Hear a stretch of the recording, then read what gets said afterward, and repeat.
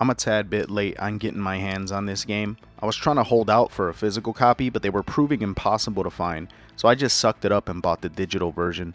But regardless of which version you get, this game is absolutely awesome. Metroid Prime Remastered proves that with a few minor tweaks, you can take an absolute classic and turn it into a fresh experience, capable of captivating an entirely new audience. Now, I'll admit, I never beat Metroid Prime when it first came out on the GameCube. As great of a game as it is, I just couldn't get over those controls. It was just too awkward for me, and at some points, just a downright frustrating experience. Thankfully, in this remaster, they address all of those issues, but I'll get more into that in a little while. First, I want to talk about how good this game looks. Nintendo did a lot more than just some random upscaling. The character models, the textures, lighting effects, even the game's audio seem greatly improved. Playing this version of Metroid Prime, you would never guess that this game is 20 years old. In fact, it looks so good, it honestly looks like a modern release. Some of the visuals are just downright breathtaking, and I'm really glad that they put detail into everything, including the heads-up display. Part of Metroid Prime's charm is that the game immerses the player within Samus's visor.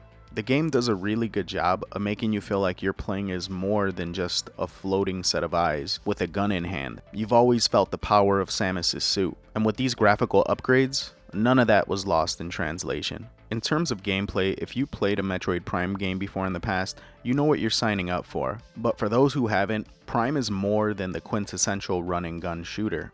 The gameplay is rich in puzzle solving and using the specific tools that Samus has to progress forward. The game also highly rewards exploration, so you'll want to revisit other areas once you acquire new skills, and scan everything to see if there's something you might have missed or something that you can access later in the game. Something about the pacing of a Metroid game makes it every bit relaxing as it is intense. You'll love exploring the gorgeous environments every bit as much as you'll enjoy the action-packed gun battles. This style of gameplay isn't too uncommon by today's standards, but you have to understand that 20 years ago, this was completely innovative, and Metroid Prime really holds up as a pioneer. Now, in terms of those controls, you have to understand that Metroid Prime came out during a time period where games like Halo and Half-Life and Red Faction were lighting up those sales charts. So a lot of people, myself included, walked into this game expecting it to be another first-person shooter. But when it was first released on the GameCube, the controls were really awkward if you were coming over from those other games.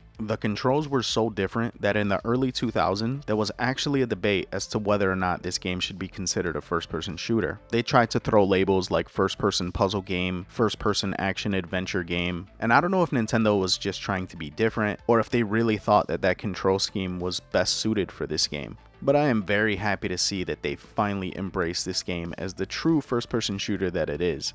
And in this Nintendo Switch version, you can actually play the game in traditional first-person shooter style controls. I know this might not sound like that big of a deal, but it actually is.